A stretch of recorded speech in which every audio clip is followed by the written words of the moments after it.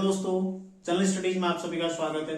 दोस्तों आज हम चर्चा करेंगे वर्दी का सपना सीरीज में भारत का भूगोल। ठीक है, भारत का भूगोल तो भारत की अवस्थिति, विस्तार, कितना इसका क्षेत्रफल है, ये सारी चीजें छोटे छोटे जो टॉपिक आते हैं ना एग्जाम में, उसके लिए हम बिल्कुल आज हम तैयारी करने वाले हैं उसकी। ठीक है, तो ध्यान रखिएगा आप लोग। सबसे पहले देखो हल्का सा इंडिया का मैप देख लेते हैं, किस तरह से इंडिया का मैप है।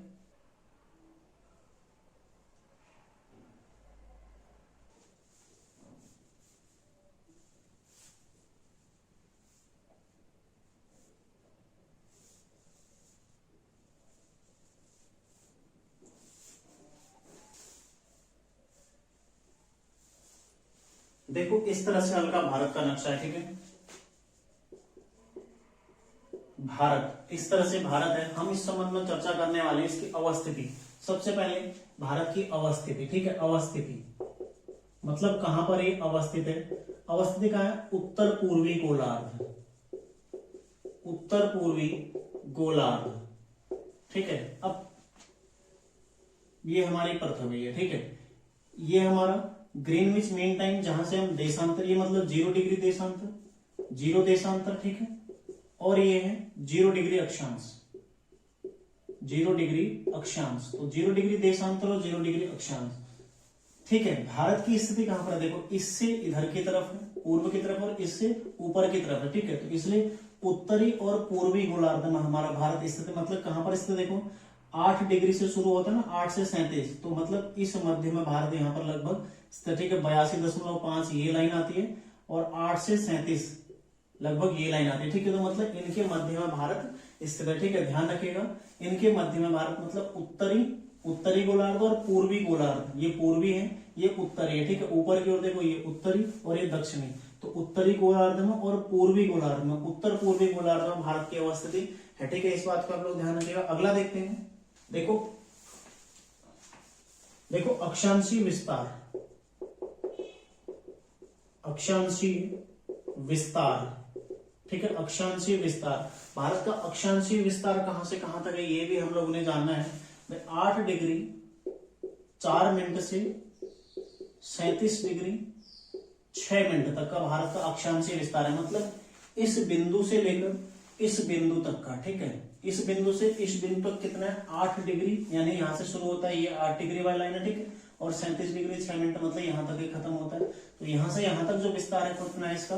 8 डिग्री 4 मिनट से 37 डिग्री 6 मिनट। ठीक है, ये भी आप लोग ध्यान रखिएगा।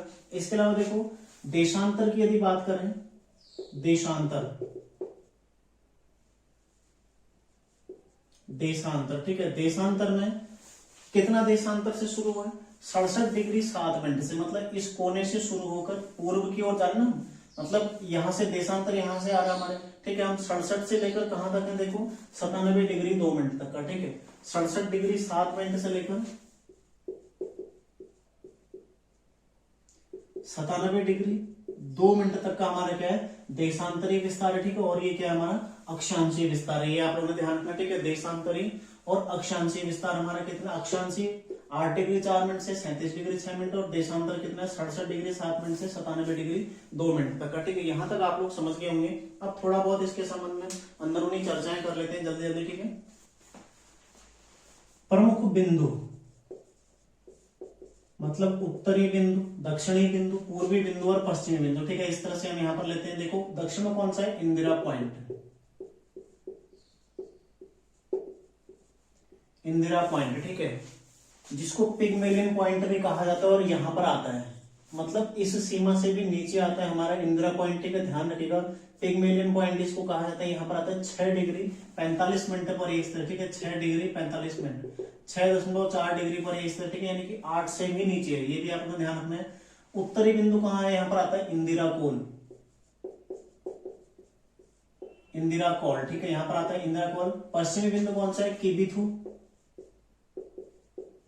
और पूर्वी बिंदु कौन सा है? वालांगू।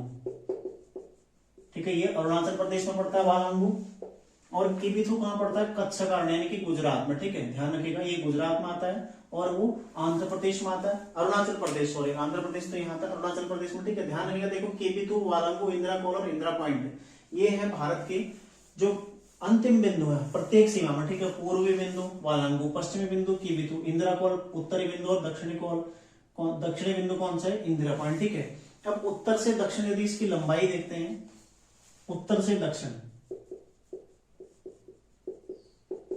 उत्तर से दक्षिण कितना है, 3214 किलोमीटर, ठीक है। ध्यान रखिएगा 3214 किलोमीटर उत्तर से दक्षिण है। और पूर्व से पश्चिम, पूर्व से पश्चिम कितना, 2933 किलोमीटर इसकी लंबाई है। मतलब ये भारत है, यहां से लेकर यहां तक लंबाई कितनी है, 3214 किलोमीटर, ठीक है। और इस कोने से लेकर यहां तक लंबाई कितनी है इसकी, 2933 किलोमीटर, ठीक है। ध्यान रखिएगा 2933, यहां से लेकर यहां तक, मतलब पश्चिम से पूर्व या पूर्व से पश्चिम। उत्तर से दक्षिण कितने, 3214, ऊपर से लेकर यहां नीचे तक का, ठीक है। ये दोनों चीजें आपने ध्यान रखनी है। अगला देखो क्षेत्रफल कितना है,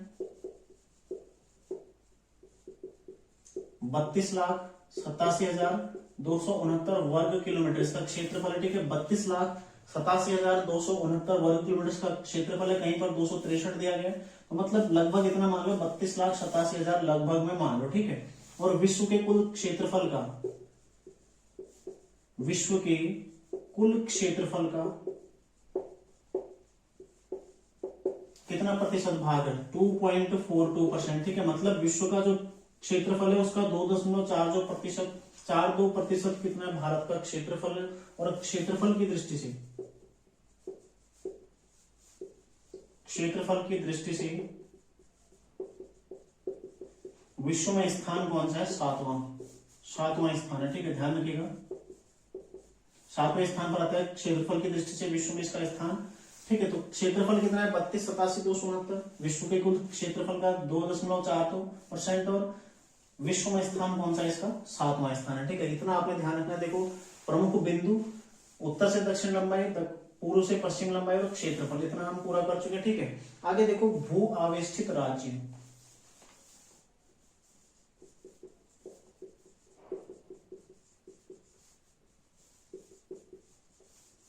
भू आवेष्टित राज्य, ठीक है। मतलब जो ना तटीय सीमा बनाते हैं, ना किसी स्थलीय सीमा से जुड़े हैं, केवल अंदर ही अंदर है, ठीक है। स्थलबद्ध है, पूरी तरह अंदर अंदर है। तो उनमें कौन कौन से राज्य, देखो क्वेश्चन बनेगा यहां से, मध्य प्रदेश, मध्य प्रदेश, ठीक है। उसके अलावा देखो छत्तीसगढ़,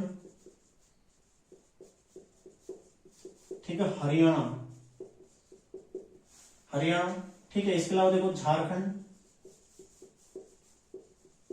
और तेलंगाना, ये ऐसे राज्य हैं जो कहीं भी सीमा नहीं बनाते हैं। देखो छत्तीसगढ़, मध्य प्रदेश कहाँ आता है, ये मध्य प्रदेश का एरिया, इसी के बगल में छत्तीसगढ़, और यहीं पर झारखंड, ठीक है। यहाँ पर हरियाणा आता है और यहाँ पर तेलंगाना आता है, ठीक है। ध्यान रखिएगा इस तरह से। तो ये कैसे राज्य हैं जो भू आवेष्टित राज्य है और कहीं भी सीमा नहीं बनाते, ठीक है। आगे देखते हैं अन्य चीजें। देखो कर्क रेखा यहां से गुजरती है, इसमें कर्क रेखा भी गुजरती है, ठीक है। भारत में इस तरह से कर्क रेखा गुजरती है भारत में। तो कर्क रेखा कहां कहां से जाती है, कर्क रेखा पर स्थित राज्य पूछा जाता है लगातार, कर्क रेखा पर स्थित राज्य, ठीक है। मैं आपको पश्चिम से पूर्व बता रहा हूं, देखो पश्चिम से पूर्व मैं आपको बता रहा हूं इसको। तो पश्चिम से पूर्व में सबसे पहला कौन सा आता है, गुजरात, ठीक है। राजस्थान, फिर आता देखो मध्य प्रदेश, फिर देखो छत्तीसगढ़, ठीक है। मध्य प्रदेश आता है, छत्तीसगढ़ भी इसमें स्थित है, ठीक है। इसके अलावा देखो झारखंड है, झारखंड के अलावा पश्चिम बंगाल है, ठीक है। पश्चिम बंगाल,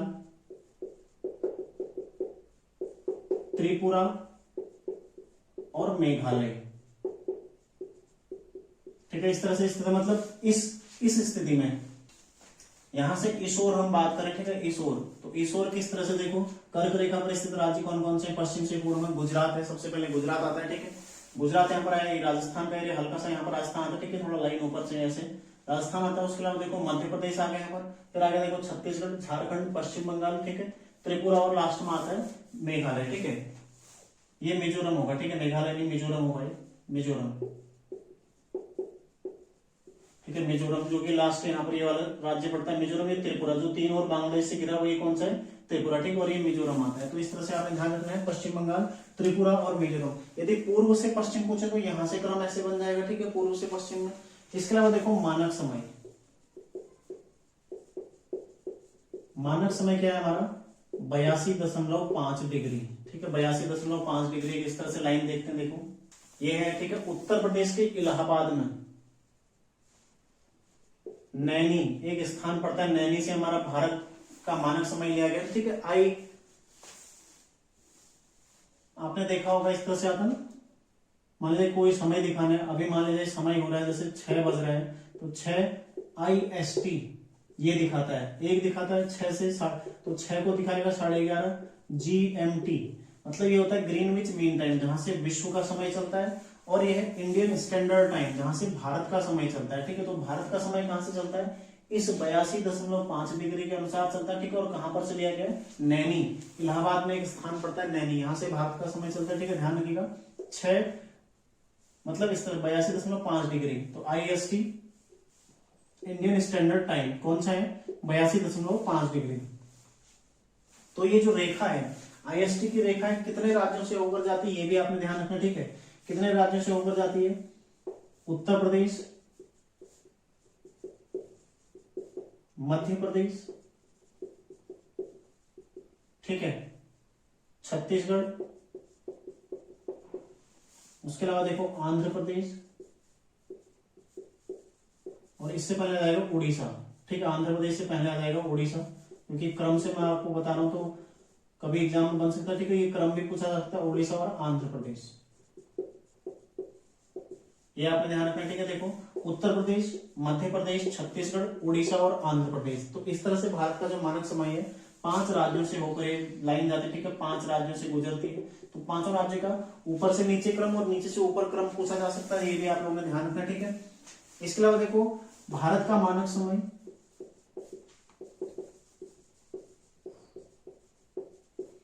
GMT से कितना आगे है, 5.3। ठीक है, 5 घंटे आगे है ये। ठीक है, भारत का मानक समय GMT से 5.30 घंटा कितना आगे। ठीक है, ये भी आप लोगों ने ध्यान रखना है इस तरह से। तो देखो मानक समय कहां से लिया गया हमारा 82.5 डिग्री से। हल्का सा मैं आप लोगों को इसका लॉजिक समझाता हूं। देखो भारत का मानक समय जो GMT से 5.5 घंटे आगे कैसे है। ठीक है, एक देशांतर बराबर कितना समय लगता है पृथ्वी को, 4 मिनट। ठीक है, एक देशांतर बराबर होता है 4 मिनट। ठीक है, 4 मिनट। आप देखो देशांतर कितना है यहाँ पर 82.5, इसको आप 4 से गुणा कर देंगे, आप 4 पंचे 20, 4 दूनी 8, 2 10। ठीक है, 4 8 32, 32 और 33, तो 330 मिनट आ रहा है। 330 को यदि आप 60 से डिवाइड करते हैं, ठीक है, 330 को आप 60 से डिवाइड करते हैं, तो देखो 6 पंचे 30 बचा 30। ठीक है, दशमलव लगा उतरा 300, तो 6 पंचे 30, तो आगे ना देखो 5.50 मतलब 5.5।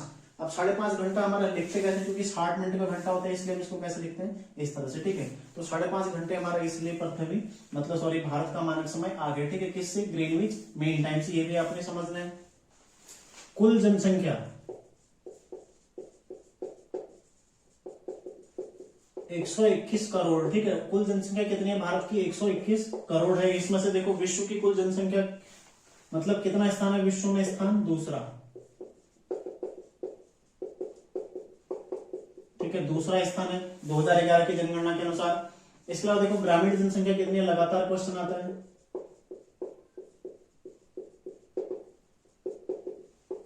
68.8%। ठीक है, और शहरी जनसंख्या कितनी है, 31.2%।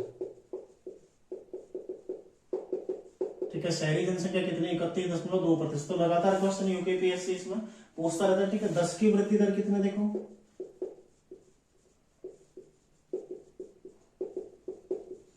2001 से 11 के मध्य। ठीक है, 10 की वृद्धि दर कितनी है, 17.7%। तो ये भी पूछा जा सकता है। ठीक है, 10 की वृद्धि दर कितनी है राष्ट्रीय स्तर पर, 17.7%। ठीक है, शहरी जनसंख्या कितनी, 31.2%। ये भी आपने ध्यान रखना। देखो लिंगानुपात कितना है,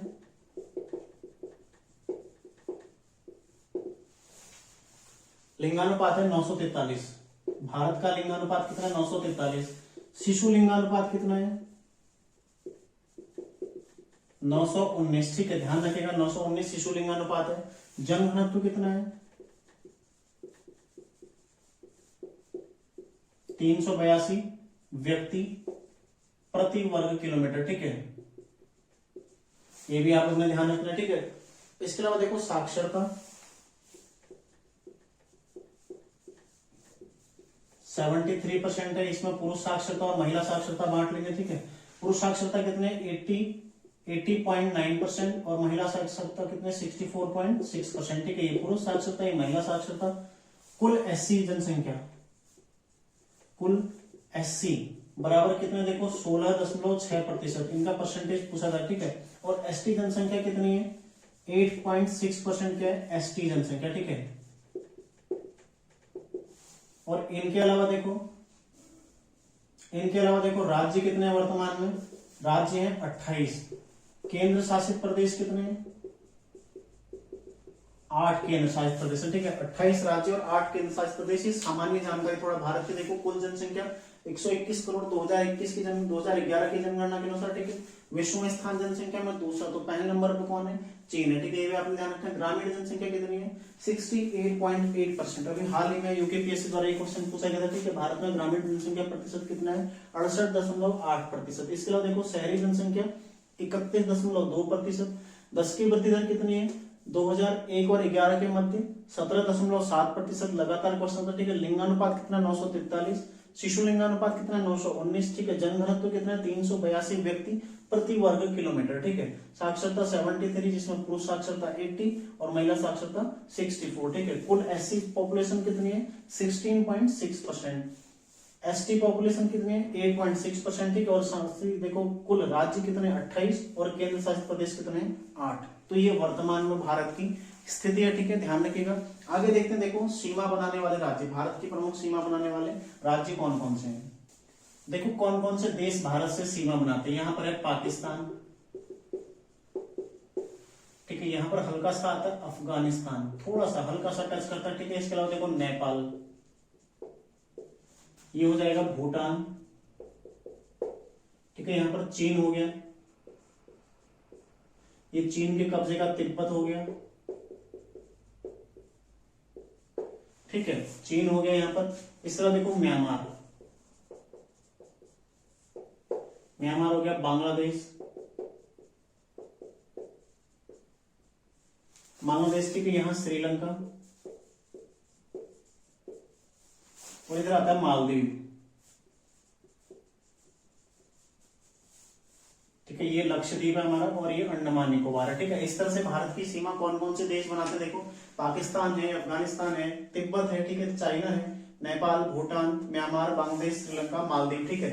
इसके अलावा नीचे यहाँ इंडोनेशिया वगैरह यहाँ आते हैं, लेकिन इधर हमें टच नहीं करते, ठीक है। तो ये आपने ध्यान रखना है। पड़ोसी जो देश है हमारे, ये हमारे पड़ोसी देश हो गए। इनमें देखो सर्वाधिक सीमा किसकी बनती है बांग्लादेश की, यहां से लेकर यहां तक का ये बांग्लादेश की सीमा है पूरी, ठीक है। तो सर्वाधिक सीमा बनाने वाला राज्य कौन है देखो, सर्वाधिक सीमा देश, ठीक है। सर्वाधिक सीमा वाला देश कौन सा हो जाएगा देखो, बांग्लादेश। बांग्लादेश सर्वाधिक सीमा वाला देश हो गया, ठीक है। और कितनी है पूछी गई एक बार, 4096.7 किलोमीटर इसकी लंबाई है भारत के साथ, ठीक है। 4096.7 किलोमीटर यहां से लेकर यहां तक का 4096.7 किलोमीटर इसकी लंबाई है, ये आपने ध्यान रखना, ठीक है। और सबसे कम सीमा वाला देश,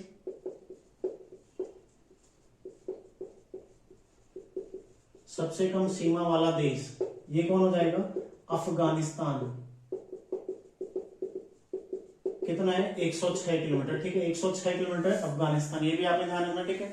सर्वाधिक कौन है देखो, बांग्लादेश। सबसे कम कौन है, अफगानिस्तान। कितना 106, बाकी मध्य में है, ठीक है। अन्य तो ये आपने ध्यान रखना। देखो बाकी प्रमुख रेखाएं भारत और पाकिस्तान के मध्य, यहाँ पर ये कौन सी रेखा है, ये है प्रमुख सीमा, ठीक है। प्रमुख सीमा, पहले भारत और पाकिस्तान देखते हैं, ठीक है। भारत और पाकिस्तान कौन सी है ये, red Cliff. Red Cliff, red Cliff कब बनी 1947 में, ठीक है। फिर भारत और जो चाइना है इसके मध्य यहां पर आती है एक लाइन, ठीक है। कौन सी है, भारत और चीन, इनके मध्य कौन सी, मैकमोहन। कब बनी थी 1914 में, ठीक है। इसके अलावा देखो शून्य रेखा आती है, शून्य रेखा भारत और मतलब त्रिपुरा और बांग्लादेश के मध्य, त्रिपुरा 3 ओर से बांग्लादेश से घिरा हुआ, ठीक है। तो ये भी आपने ध्यान रखना। देखो शून्य रेखा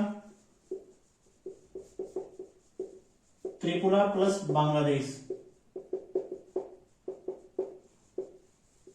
ठीक है, इनके मध्य आती है शून्य रेखा, ये भी आपने ध्यान रखना है। और त्रिपुरा, ये भी आप ध्यान रखिएगा, त्रिपुरा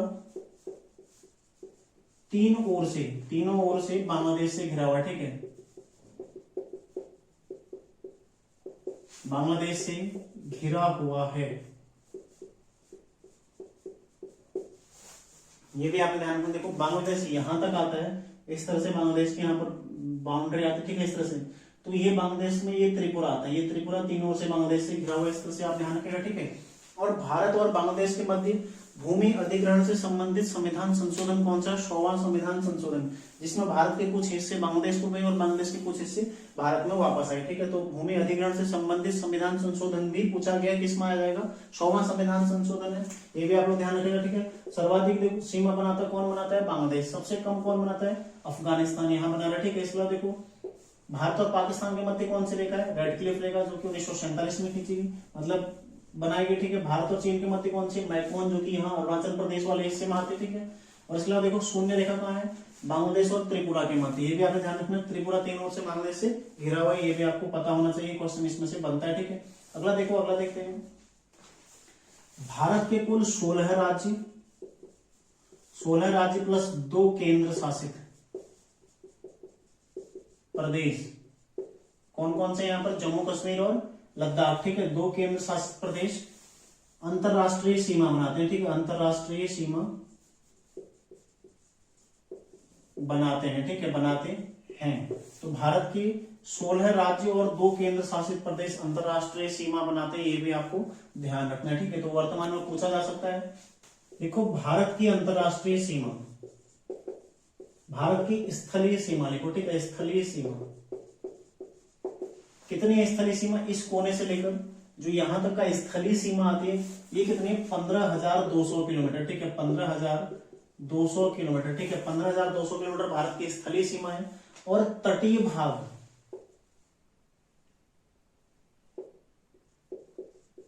तटीय सीमा कितनी है? 7516.6 किलोमीटर। ठीक है, मतलब यहां से लेकर ये पूरा तटीय सीमा यहां तक का, और अंडमान निकोबार, लक्षद्वीप, ये सारी चीजें जोड़कर कितना है टोटल? 7516.6 वर्ग किलोमीटर। ठीक है, इसके अलावा इसमें जो मुख्य भूमि का तटीय भाग है, ये भी आप लोग ध्यान रखिए। ठीक है, मुख्य भूमि का तटीय भाग है,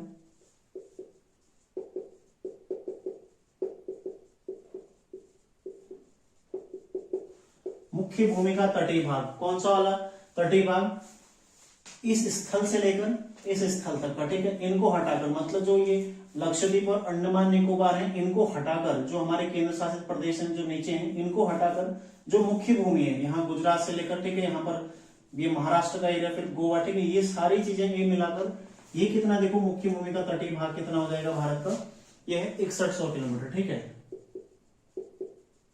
6100 किलोमीटर, ये भी आपने ध्यान में। देखो भारत की स्थलीय सीमा, लगातार क्वेश्चन आता है, 15,200 किलोमीटर, यहां से लेकर ऊपर ऊपर पूरा यहां से घुमाकर यहां तक का कितना है? 15,200 किलोमीटर। ठीक है, तटीय सीमा कितनी है? 7516.6 किलोमीटर, ये भी आपने ध्यान रखना है। तटीय सीमा मतलब यहां से लेकर यहां तक, और प्लस अंडमान निकोबार और जो लक्षद्वीप है, जो हमारे केंद्र शासित प्रदेश है, ठीक है, इनको मिलाकर।